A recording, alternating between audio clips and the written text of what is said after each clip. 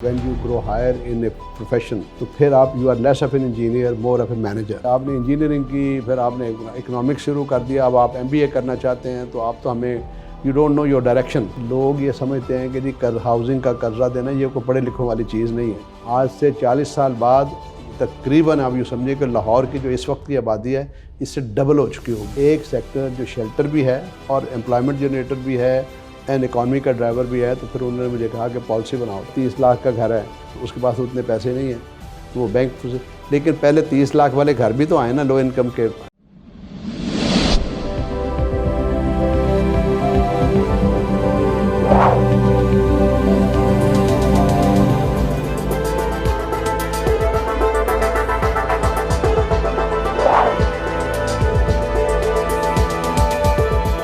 السلام علیکم ناظرین، شیئرنگ آف پروفیشنل وزڈم کے ساتھ میں ہوں آپ کا میزبان علی رحمان خالد.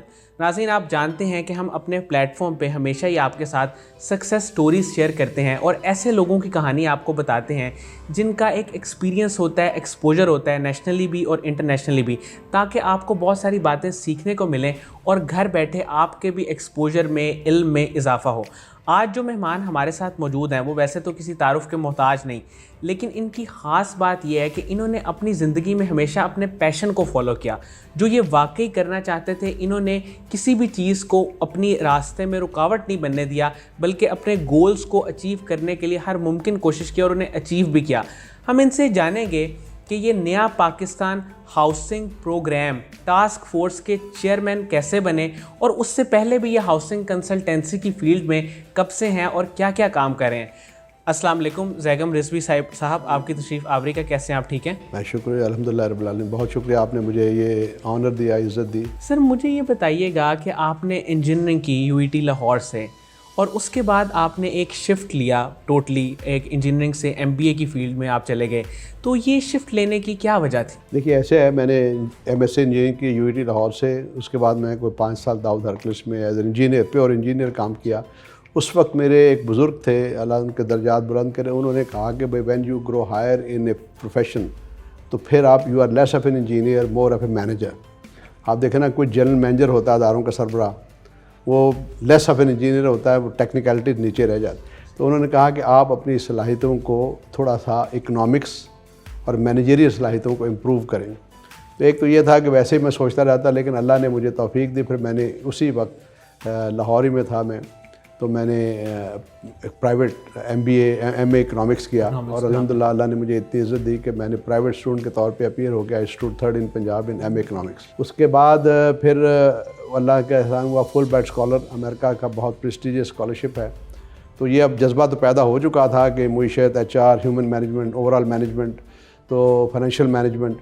تو پھر میں نے اپلائی کیا وہاں پہ اس چیز کے لیے کہ میں MBA کرنا چاہتا ہوں. تو فل برائٹ اسکالرشپ بہت کمپیٹیٹیو اسکالرشپ آج بھی ہے، لیکن اس زمانے میں بھی تھا. تو میرا جب انٹرویو ہوا تو پاکستانی 6 پاکستانی یونیورسٹیز کے وائس چانسلر پروفیسر تھے، 6 امریکہ سے آئے ہوئے تھے. تو اس میں پاکستانی جو ہمارے انٹرویو کے جو ممبر تھے، انہوں نے کہا بورڈ کے کہ جی زیم صاحب آپ تو ہمیں سیریس نہیں لگتے، آپ نے انجینئرنگ کی، پھر آپ نے اکنامکس شروع کر دیا، اب آپ MBA کرنا چاہتے ہیں تو آپ تو ہمیں you don't know your direction.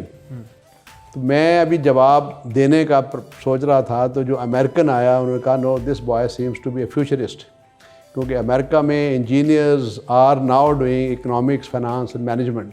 So how did you learn that? میں نے کہا جی بس مائی ایلڈرز ایڈوائز می. اور کوئی زیادہ پھر سوال ہی نہیں ہوئے. مجھے اس کہنے کہ جی very rarely we see a boy with such a passion کہ وہ اس ایریے میں جانا چاہتا. I was selected as Fulbright scholar. پھر میں نے امریکہ سے MBA کیا، اور پھر جب میں واپس آیا تو پھر میں نے اپنا جاب شروع کیا فائنانس سیکٹر میں. IDBP اس زمانے میں ہوا کرتا تھا، industrial development bank of Pakistan. وہاں سے میں نے کیریئر سٹارٹ کیا. پھر میں اللہ کا شکر ہے بڑھتا رہا، مڈل ایسٹ میں گیا ان اے بینک. پھر پاکستان میں بھی 3 فائنینشیل سیکٹر کے اداروں کا سربراہ رہا، پاک لیبیا، پاک کویت، HPFC والا. اینڈ وہیں جب HPFC میں آیا تو مجھے ہاؤسنگ کا فیلڈ کو میں نے پڑھنا شروع کیا، اور وہاں سے جو آپ نے بھی بات کی تھی وہ پیشن کے لیے ایک ہوتا ہے نا ڈیڈیکیٹڈ، تو وہ ڈیڈیکیٹڈ میرا جو ڈیووشن آئی وہ آئی ہاؤسنگ کے بارے میں. کیونکہ میں نے یہ دیکھنا شروع کیا کہ شیلٹر جو ہے، بالکل فوڈ کلودنگ اینڈ شیلٹر نعرہ ہم نے بہت سنا ہے، لیکن فوڈ جو ہے وہ آدمی بھیک میں مانگتا ہے کہ جی بھوکا میں مر گیا. کلودنگ کوئی بھیک میں نہیں مانگتا، وہ چیریٹی میں کوئی دے دے، یہ وہ دے دے تو کپڑے دے دیتا ہے. ہاؤزنگ از نیدر چیریٹی نہ بیگنگ. ہاؤزنگ از کہ آپ نے امپاور کرنا ہے لوگوں کو. کبھی بھیک میں کوئی گھر نہیں مانگے گا، چیریٹی میں گھر نہیں مانگے گا. تو ہاؤ ڈو وی امپاور دا پور؟ وہ میرا پھر اپنا ایک جسے ہم لوگ ہماری لینگویج میں کہتے ہیں affordable housing and empowering the people without shelter. Sir اس میں کیا سٹیپس انوالو ہوتے ہیں جس کے ذریعے آپ لوگوں کو امپاور کرتے ہیں؟ کیونکہ آپ کا انٹرنیشنل ایکسپیرینس بھی ہے اور پھر بعد میں آپ نے پاکستان میں بھی آ کے پروجیکٹ پہ کام شروع کیا، تو سٹیپس تھوڑے سے بتائیے گا ہاؤسنگ کے حوالے سے. دیکھیے جب میں HBFC میں تھا تو مجھے پڑھتا رہا دیکھتا رہا تو مجھے وہ ایک تھوڑا سا شوق پیدا ہوا. لیکن وہاں پہ جو مجھے سب سے بڑی تبدیلی جو آئی کہ میں نے کہا کہ لوگ یہ سمجھتے ہیں کہ جی ہاؤزنگ کا قرضہ دینا یہ کوئی پڑھے لکھوں والی چیز نہیں ہے. تو میں نے بہت سٹڈی کیا کہ ریجن میں دنیا میں ہمارے کیسے ہاؤزنگ فنانس کیسے ہو رہی ہے، ہاؤزنگ سپلائی. اس کے پھر 3 سیکٹرز ہوتے ہیں. ایک کہلاتی ہے ہمارے یہاں سپلائی سائڈ، کہ گھر بنیں گے تو آگے کو لینے جائے گا نا جی. ایسے ہی تو گھر بنیں گے نہیں، اویلیبل نہیں ہوں گے تو پھر لینے کون جائے گا. تو فنانس تو سیکنڈ سٹیپ ہے. Basically first is the supply of housing which can be affordable. پھر فائنانس سائڈ کہلاتی ہے کہ اگر ایک گھر اویلیبل ہے، اب جیسے عمران خان صاحب نے بینکوں کو یہ کہا ہے، اس کو میں بعد میں ایکسپلین کروں گا کہ جی آپ انہیں لوگوں کو قرضے دو. تو اگر 100 مثلا 30 لاکھ کا گھر ہے تو آدمی کے پاس 5-6-7 لاکھ تو شاید وہ کر لے گا، لیکن اس کو 20-22 لاکھ لانے کے لیے وہ لون ملتا ہے. جب وہ لون ملنے لگا، اب اس وقت ماشاءاللہ کافی کام ہو رہا ہے، تو وہ فائنانس سائڈ کا کام ہے جو بینک کا ہاؤزنگ HBFC جیسا ادارہ ہے، اس کو ہم کہتے ہیں اسپیشلائز ہاؤزنگ فائنانس انسٹیٹیوشن، جن کا صرف کام ایک ہے ڈیڈیکیٹڈ کہ ہاؤزنگ میں کرنا ہے. بینک بہت سے اور کام کرتے ہیں، اس میں سے ایک سیگمنٹ ہاؤزنگ بھی ہوتا ہے. تو یہ فائنانس سائڈ ہے. تیسری جو بہت بڑا ایریا ہے جو امپاورمنٹ ہے جو لوگوں کو غریب لوگوں کے لیے، وہ ہے ہمارا ریگولیٹری رجیم، کہ ہم اس طرح کی پالیسیز پروسیجرز ریگولیشن بنائیں کہ لو انکم کے گھر جو ہیں وہ بھی لوگ بلڈر ڈیولپر آئیں مارکیٹ بیسڈ وہ بنائیں.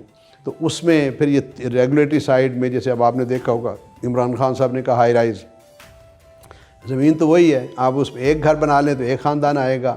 اگر اس پہ آپ ہائی رائز اپارٹمنٹ کریں گے تو وہ ایک ہی گھر پہ ہو سکتا ہے کہ 1000 گز پہ 40 لوگ آ جائیں. تو زمین تو وہی ہے. اس میں ایک اور میں آپ سے عرض کروں کہ دیکھیے پاکستان کی 1970 میں جب ٹوٹا پاکستان تو پھر یہ جو بھی تھا ویسٹ پاکستان بن گیا. اس کی آبادی 5 کروڑ 50 ملین تھی، جغرافیہ وہی تھا. وقت کے ساتھ آج جو میں آپ سے بات کر رہا ہوں تقریباً 230 ملین 228-30 ملین کی آبادی ہوگی، یعنی کہ 4.5 گنا بڑھ گئی. تو جو 1970 میں جہاں وہ زمین ایک آدمی کی ضروریات پوری کرنی تھی، آج وہ 4.5 آدمیوں کی ضروریات پوری کرنا ہے اسی زمین. اس کا مطلب یہ ہوا کہ روٹی مین ویٹ، کپڑا مینز کاٹن، اور ہاؤزنگ مین ہاؤزنگ شیلٹر، یہ اس کی سب کی پیداوار ہمیں 4.5 گنا بڑھاتے تو کم از کم پھر لوگوں کا معاملہ پورا ہوتا. اور ابھی جو ایک کہلاتا ہے ایک ویب سائٹ ہے ورلڈ پاپولیشن کلاک ورڈومیٹر، وہاں پہ آپ کو جائیں تو پتہ لگے گا کہ یہ جو آبادی پاکستان کی آبادی in about 40 years from now تقریباً 400 ملین کے قریب کو ہو جائے گی، یعنی کہ آج سے بھی تقریباً ڈبل. یعنی کہ پھر آج سے 40 سال بعد تقریباً آپ یوں سمجھیں کہ لاہور کی جو اس وقت کی آبادی ہے اس سے ڈبل ہو چکی ہوگی. لینڈ یہی رہے گی لیکن آبادی بالکل. تو اس سے پھر ظاہری بات ہے چیلنج ہے کہ ہم نے ایفیشینٹلی یہ تینوں area supply side, finance side and regulatory side میں efficiency of the land and supply of housing کو ہم پروموٹ کریں. سر ہمارے پرائم منسٹر عمران خان صاحب کا نیا پاکستان ہاؤسنگ پروگرام ہے، اس کی جو ٹاسک فورس ہے اس کے آپ چیئرمین ہیں، یہ کن کن پروجیکٹس پہ اس وقت کرنٹلی کام کر رہا ہے، اس کے بارے میں بتائیے. دیکھیے یہ جو دنیا بھر میں ہے، کیونکہ جیسے میں نے آپ کو بتایا کہ میں نے جب ہاؤزنگ میں کام شروع کیا تو HBFC کے بعد luckily I was engaged by the World Bank as affordable housing consultant. تو اس کی وجہ سے میں نے کوئی 20-25 ملکوں میں کام کیا، ایشیا، ساؤتھ ایشیا، افریقہ اور تھوڑا مڈل ایسٹ. تو مجھے دنیا کے مختلف ملکوں میں ہاؤزنگ کو سمجھنے کا موقع ملا. تو وہاں پہ ہمیں یہ احساس ہوا کہ جی جو 2 سٹیجز میں گھر بنتے ہیں، ایک ہے پالیسی اینڈ پروگرام کہ گورنمنٹ نے انیبلنگ رول بنانا ہے. گورنمنٹ خود گھر اتنے نہیں بنا سکتی, وہ پرائیویٹ سیکٹر بنائے گا. تو ایک ہوتا ہے role enabling and facilitating role, اس میں ہم نے پالیسیز پروسیجرز اور وہ چیزیں کرنی. پھر ایک ہوگی اتھارٹی ہوتی ہے جو گھر بناتی ہے. تو جو ٹاسک فورس جس کا مجھے عمران خان صاحب نے چیئرمین بنایا, کیونکہ یہ سارا آئیڈیا عمران خان صاحب کو میں موٹیویٹ کرتا رہا, اور از اے ویری ڈائنامک پرسن, لیکن ان کو ایک چیز کا پرپس سمجھ آ جائے پھر وہ جنون کی طرح اس کے پیچھے پڑ جاتے. تو ان کو جب میں نے یہ بتایا کہ جی housing is not only a shelter, اس سے 42 انڈسٹریز بھی, یعنی کہ اکانومی کا ویل بھی چلے گا. 42 انڈسٹریز, سیمنٹ, بجری, اسٹیل وغیرہ آپ دیکھیں کہ ٹائلز وغیرہ ساری انڈسٹریز کنسٹرکشن سے ریلیٹ ہوتی. اور دوسرا جو ان کو یہ ہوا کہ اسی سے امپلائمنٹ جنریٹ ہوتی ہے, کہ مطلب مزدور سے لے کے. تو پھر ان کو یہ ہوا کہ ایک سیکٹر جو شیلٹر بھی ہے اور امپلائمنٹ جنریٹر بھی ہے اینڈ اکانومی کا ڈرائیور بھی ہے. تو پھر انہوں نے مجھے کہا کہ پالیسی بناؤ. تو الحمدللہ I was honoured to be the author of the PTI policy for housing. یہ جو میں نے بنائی, اس کے بعد پھر جب وہ ٹاسک فورس نے بنائی کہ بھئی اب زیگم اس کو تم پروسیجرل پالیسیز کے کام کرو, تو وہ ٹاسک فورس بنائی, جس میں آپ کو پتہ ہوگا کہ عمران خان صاحب کے اس دور میں اسی ہماری ریکمنڈیشنز تھیں. تو کنسٹرکشن میں مٹیریل انڈسٹری کو بہت بڑی سہولتیں دی گئیں جو اس سے پہلے کبھی تھی نہیں. اسے سارا فکس ٹیکس رجیم وغیرہ آئی. اسی کے ساتھ بینکوں کو پہلے کہا گیا تھا کہ آپ پہلے تو لون دیتے نہیں تھے, بینکوں کو عادت نہیں تھی. پھر کہا گیا کہ جی 5% آپ کے نیٹ ایڈوانسز جو بینکنگ کے ہو گئے اس میں ہاؤسنگ کو جانا ہے. آج وہ 5 سے 7 ہو گئی. ہم نے شروع میں انہیں 10% کہا تھا, لیکن انہوں نے کہا کہ یہ ہم گریجولی کریں گے. 5 سے 7 لی, آج 7 ہے. تو آپ نے دیکھا ہوگا کہ اس وقت بینک جو ہیں وہ آتے ہیں بڑھ کے, اور سستا بھی لون کر دیا انہوں نے ہاؤسنگ میں.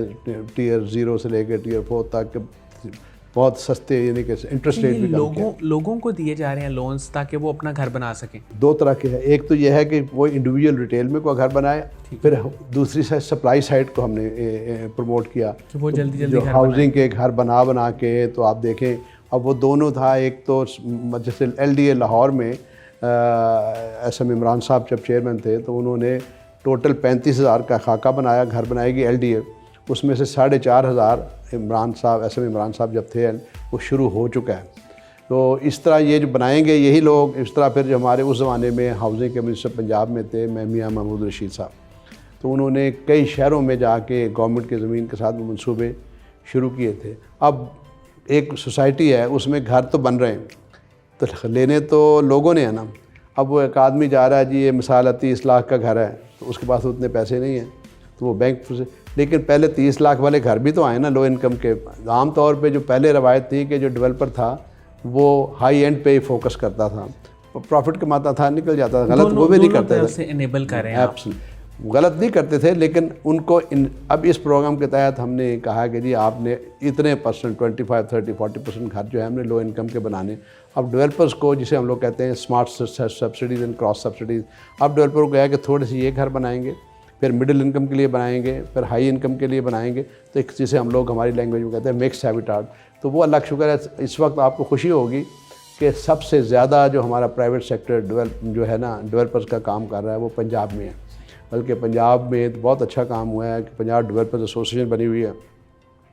آپ دیکھیں الجلیل گارڈن, خیابان امین اور اتنی سوسائٹیز دوارا جو ہیں, یہ پہلے اس طرح آپ کو نہیں نظر آتی تھیں جو آج پنجاب میں, بلکہ کراچی سندھ اور دوسرے صوبوں سے بھی پنجاب بہت آگے ہے, ہونا بھی چاہیے. لیکن 2/3 آف دا پاپولیشن پنجاب میں ہے. Housing is a number game, more the people more the housing needs. Sir مجھے یہ بتائیے گا کہ ہاؤسنگ کے ساتھ ساتھ آپ نے کنسلٹنسی بھی پرووائڈ کی لوگوں کو, آپ کا سوشل ورک میں کافی زیادہ کام ہے. میں نے دیکھا آپ بہت ساری فاؤنڈیشنز کے ممبر بھی ہیں, آپ ان کو ایڈوائز بھی کرتے ہیں. تو یہ سوشل ورک کی طرف آپ کا دھیان کب اور کیسے ڈیولپ ہوا؟ آپ نے کیوں سوچا کہ میں سوشل ورک بھی کروں, لوگوں کی ہیلپ آؤٹ کروں؟ دیکھیے بات یہ ہوتی ہے کہ ہم اگر اس پہ ایک چیز غور کر لیں کہ آپ یا میں پیدا ہوتے وقت تو ہم نے کوئی نیکی نہیں کی تھی نا, لیکن اللہ نے مجھے نابینا پیدا نہیں کیا, مجھے ڈیف پیدا نہیں کیا, مجھے ذہنی معذور پیدا نہیں کیا, مجھے ٹانگوں کی معذوری سے کوئی پیدا نہیں کیا. تو اللہ نے مجھے پیدائش کے وقت, کیونکہ میں کام کر رہا ہوں 40 سال سے معذوروں میں, تو مجھے پتا ہے ٹو بی اے بلائنڈ زندگی کے کتنے بڑے چیلنجز ہیں. آپ جیسے اس ماحول میں ہم بیٹھے ہیں، اس میں آپ نے بہت سی چیزیں سجا رکھی ہیں، یہ بھی ہے، دیواروں پہ بھی سجا ہے، تو میں نے وہ دیکھا، میں نے انجوائے کیا اس سے. ہم کلر بھی ہے ماشاءاللہ. آپ سے بھی بات کر رہا ہوں، ایک نابینا کو دیکھیں آپ، اس کے لیے ساری دنیا کو ایک امیجنیشن میں لے کے آنا ہے. بالکل. اس کو دیکھنے. اسی طرح ڈیف کے ایشوز ہیں، پھر مینٹلی سلو جو ہیں، تو وہ پھر میں نے اس چیز کے شوق کے طور میں کوئی 40 سال پہلے کہ میں اپنے رب ذوالجلال کا کیسے شکر ادا کر سکتا ہوں کہ اس نے مجھے نابینا ڈیف یہ نہیں کیا.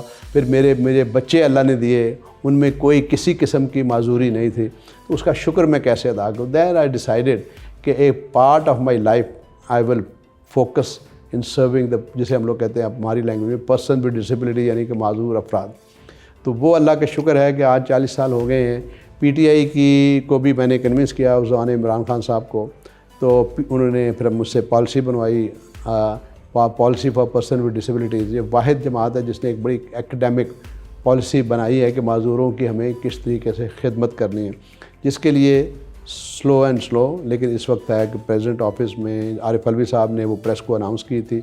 تو میرا وہ شعبہ جو ہے وہ اللہ کا شکر چل رہا ہے. لیکن میں آپ سے یہ عرض کروں کہ پاکستان میں لوگوں کو اندازہ نہیں ہے، کیونکہ ہمارے ملک میں ایسے اندازہ لگاتے ہیں 2% معذور ہوں گے، 3% ہوں گے. WHO کی فگر ہے گلوبل 15%. اس لیے کہ ہم جو کمپلیٹ بلائنڈ ہو اسے بھی صرف معذور سمجھتے ہیں. کچھ ہے کہ جو پارشلی بلائنڈ ہوتے ہیں، فزیکلی ڈسیبلٹی میں کیٹیگری ABC ہوتی ہے. تو وہ UN ہمارے ملک میں جو سینسس ہوتا ہے پاپولیشن، اس میں بھی ایک ہی سوال ہوتا ہے کہ آپ کے گھر میں کوئی معذور ہے. دنیا میں 10 سے 15 سوال ہوتے ہیں جب سینسس کیا جاتا ہے، مردم شماری، اس میں معذوروں کے بارے میں. That's what the latest WHO کی فگر جو ہے. اگلے دن ہم نے ان کی WHO کی نمائندہ تھی مریم، ان کی پریزنٹیشن دیکھی، انہوں نے 15% کہا ہے. تو پاکستان کنڈ بھی بیٹر. ہمارے پاس کوئی ایسا میریکل نہیں ہے کہ ہم کہیں جی اگر دنیا میں 15 آیا تو ہم 2 ہیں یا 3 ہیں. ہمارے یہاں ان لوگوں کے اوپر ہمارا نگاہ نہیں ہے، ان لوگوں کے اوپر کام کرنے کے وہ نہیں ہے. تو چیلنج بہت بڑا ہے، لیکن چیلنج یہ ہے کہ میں صرف بیٹھ کے تنقید کروں. سب سے پہلے مجھے اپنا رول ادا کرنا ہے کہ یار am I doing something. میں جب قبر میں جاؤں گا تو میں اگر جا کے قبر میں یہ کہوں جی آپ کو نہیں پتہ فرشتوں، وہ تو بڑا معاشرہ ایسے خراب تھا، یوں چوریاں ہوتی تھیں، فلانا یہ تھا چور، وہ کہیں گے وہ سب اپنی اپنی قبر میں اپنا جواب دے رہے ہیں. What did you do? So آپ اور میں پہلے اگر یہ سوچیں کہ میں نے اپنی قبر میں اپنے اعمال کا میں نے جواب دینا ہے، تو first I should be ready with answers to those questions. پھر میں کہہ سکتا ہوں معاشرے کی، اور اس کے بعد تو وہ الحمدللہ یہ میرا جو مشن ہے یہ اس سوال کا جواب تیار کرنا ہے. سر آپ چونکہ بہت سینئر ہیں، آپ کا نیشنل اور انٹرنیشنل ایکسپیرینس بھی ہے، تو ایک چیز میں آپ سے یہاں پہ ضرور پوچھنا چاہوں گا، وہ یہ ہے کہ پاکستان کے سسٹم کی اگر ہم بات کریں تو آپ کے خیال میں 2-3 ایسے کیا میجر مسئلے ہیں جن کو اگر حل کر لیا جائے تو سسٹم بڑا اسموتھلی چل سکتا ہے اور چیزوں کو بہتری اور ترقی کی طرف لے کے جایا جا سکتا ہے؟ دیکھیے، سب سے پہلا تو جو مسئلہ ہے کہ ہم نے تعلیم پر اتنی توجہ نہیں دی. ایجوکیشن ہمارے دیہاتوں میں تو بیچارے پھر لو انکم کے جو غریب ہیں ان کے بچے پڑھنا. وہ ابھی میرا ڈرائیور مجھے بتا رہا تھا کہ جی میری بیٹی جو ہے وہ کالج جانا چاہتی تھی. اب وہ ڈرائیور کی 23-24 ہزار روپے تنخواہ ہے، وہ کالج گھر سے دور تھا، تو کہتی جی وہ اس کی حسرت رہ گئی. اب یہاں پر موجودہ گورنمنٹ بھی کوشش کر رہی ہے، but much more is needed to be done.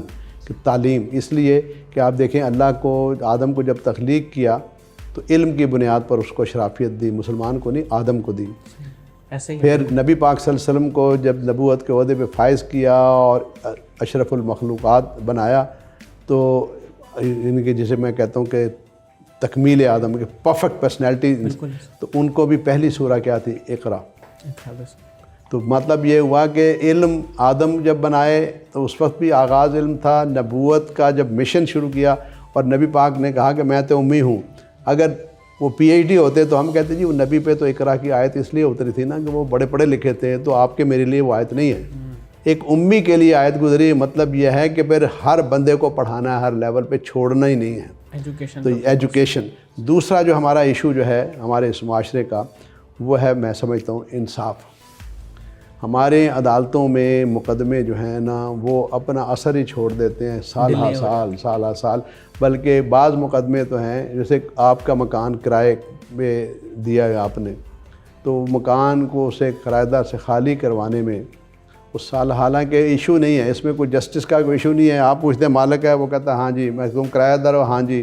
2 سال کے لیے لیا تھا، ہاں جی. 2 سال کے لیے لیا تھا، ہاں جی. آپ 2 سال پورے ہو گئے، ہاں جی. خالی کیوں نہیں کرتے؟ اس میں 20 سال لوگ مر جاتے ہیں اور وہ نہیں ہوتا. تو انصاف کی فراہمی، جو عمران خان صاحب بھی بار بار یہ کہہ رہے ہیں کہ امیر کو تو روز ضمانتیں ملتی رہتی ہیں سالہ سال. اب بھی ہم دیکھ رہے ہیں کہ 3 برس میں one of the main mission he wanted to promote was کہ جی کرپٹ لوگوں کو، مجرموں کو سامنے لائیں. وہ تو مشن پیچھے رہ گیا. لیکن چھوٹے بندے جو ہیں، ابھی چند دن پہلے ایک عورت بیچاری جیل سے 20 سال بعد رہا ہوئی. اس نے کہا کہ جی 20 سال بعد عدالت نے فیصلہ کیا کہ میں بے قصور تھی.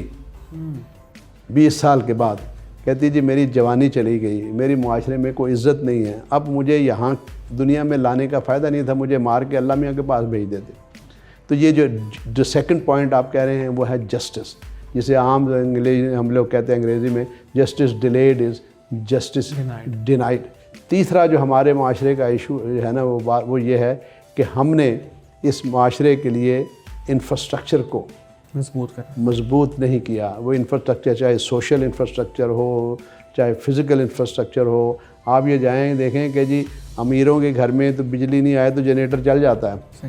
غریب گھرانوں میں 12 گھنٹے تو ویسے ہی لوڈ شیڈنگ رہتی ہے. تو یہ جو ہے نا سوشل، فزیکل، الیکٹرانک، ابھی میں دیکھ رہا تھا انڈیا میں ہاؤسنگ کے لیے مسٹ کر دیا ہے کہ جو بھی نئی اسکیمیں بنیں گی وہاں پہ وائی فائی ہوگا. اس لیے کہ آج کل کے اس دور میں چاہے غریب بستی بھی ہو، وہ بھی بندہ ہو، وائی فائی انٹرنیٹ کے بغیر گزارا. So this is what we really have to address to those nation. آپ جائیں کوئی بھی کچی آبادی اسلام، اس وقت بھی ہاؤسنگ پروگرام میں جو ہے مرکز میں تو ہم بڑے گھروں کی بات کرتے ہیں، امیروں کی، لیکن ڈاکٹر امجد ثاقب اخوت وہ ہم لوگ کہتے ہیں پیری اربن یعنی کچی آبادیوں کے the only person in Punjab نہیں پورے پاکستان میں، کراچی میں سیلانی ٹرسٹ والا بھی ہیں. تو ڈاکٹر امجد ہے، ہم ٹاکنگ ٹوڈے، ان کی جو ٹوٹل غریبوں کی جو مدد ہے نا، جس میں مائکرو فائنانس لون بھی 170 ارب 40 لاکھ سے زیادہ غریبوں کی وہ مدد کر چکے ہیں. بٹ مشن از مچ بگر. ابھی وہ بنا رہے ہیں ایک اخوت یونیورسٹی صرف غریبوں کے لیے، اور بچوں سے کہہ رہے ہیں، غریب بچوں چون نہیں رہے پورے پاکستان سے، کہ آپ نے پڑھنا ہے. جب آپ آج سے 10 سال بعد کسی بڑے عہدے پر ہو، فیس آج نہیں دینی. ٹھیک ہے. جب آپ 10 سال بعد کسی بڑے عہدے پر ہو اور توفیق ہو تو ہمارے پاس آ کر ڈونیشن دے جانا. تو میں نے دیکھی ہے یونیورسٹی. میرا کہنے کا مقصد ہے یہ جو چیلنج ہے نا، سوشل رسپانسبلٹی جسے کہتے ہیں، کہ جسے ہم لوگ CSR کہتے ہیں، اور جو کمیونزم کا بیسک فلسفہ تھا from every one according to his capacity. تو وہ جو ہے فلسفہ اسلام نے جو زکوٰۃ اور یہ صدقات اور خیرات کا فلسفہ دیا ہے، یہ بیسکلی کمیونزم نے وہاں سے اڈاپٹ کیا تھا. زکوٰۃ کس کے اوپر ہے کہ اللہ 100 دے کے 2.5 مانگتا ہے. پھر صدقات ہے کہ 2.5 نہیں دے تو 10 دو، 20 دو، 40 دو. شیعہ حضرات میں 10% ہے، عشر کہتے ہیں. بھائی وائی ناٹ 10؟ کوئی بحث نہیں کرے گا کہ یار 2.5 سے تم نے 10 کیوں کر دیا ہے. I could do 10، I should be doing that. تو یہ جو تھی صدقات خیرات، یہ بھی تیسرا جو مسئلہ تھا ہماری سوسائٹی کا، یہ ہو رہا ہے. اس میں کوئی شک نہیں کہ جو لوگ ہیں، آپ ایدی فاؤنڈیشن دیکھیں، لیکن of course we need it more platforms. Yes sir, Qasim Ali Shah foundation اور اس کے کام کو آپ کیسے دیکھتے ہیں؟ دیکھیے جی، میں تو ٹو بی آنیسٹ میں تو حیران ہوں کہ قاسم شاہ صاحب ایک نوجوان آدمی ہیں، اور کیسے آپ جیسے نوجوانوں کو، ان جیسے نوجوانوں کو اللہ میاں ایک جذبہ بھی دیتا ہے. ابھی میں آپ کے پریمیسز پہ آؤں، آپ نے یہ نہیں کیا کہ یار یہاں تو بس معمولی لوگ، محروم لوگ آئیں گے تو بس ایسی کرسی میز بھی ٹھیک ہے. جیسے ڈاکٹر امجد کی یونیورسٹی دیکھیں، state of the art university بنا رہے ہیں، حالانکہ بچے غریب آ رہے ہیں. تو میں تو سمجھتا ہوں کہ جی آئی ول اسٹڈی مور، اور پھر میں قاسم فاؤنڈیشن میں اگر کسی ویلیو کا ہوا تو I will offer myself as a volunteer as well. Thank you so much sir, بہت بہت شکریہ آپ کی تشریف آوری کا. ناظرین، مجھے امید ہے کہ جو لوگ ان کے کام کے بارے میں جاننا چاہتے ہیں اور کس طرح سے یہ ہاؤسنگ کے پروجیکٹ کو لے کے چل رہے ہیں under the supervision of prime minister Pakistan, وہ اس کے بارے میں جاننا چاہتے ہیں، اور انہوں نے کس طرح سے کام کیا اور پاکستان میں اس وقت کیا کیا چیلنجز ہیں، اس پہ انہوں نے بہت مختصر اور جامع بات کی، اس کو بھی سمجھنے کی ضرورت ہے. اس کے ساتھ ہی اجازت دیجیے، اپنا بہت خیال رکھیے گا. اللہ حافظ.